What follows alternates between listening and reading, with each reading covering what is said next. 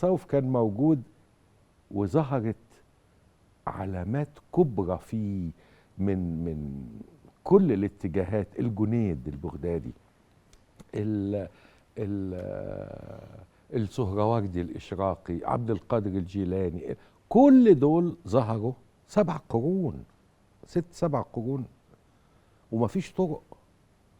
الطرق الصوفية ظهرت في القرن السابع الهجري، لاحتياج الناس أو لإحساس الناس بالحاجة إلى مركزية ما.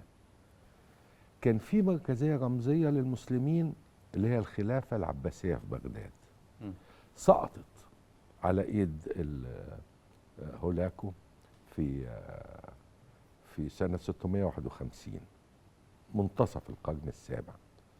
ومن بعدها على طول ظهرت الطرق الصوفية كنوع من التعويض الروحي الشعبي الفولكلوري، وبعدين منه نبتت بقى حاجات زي الموالد مثلا. احنا ما نعرفش لا الدسوقي ولا البدوي، دول ائمه كبار يعني، ما نعرفش اتولدوا امتى اصلا.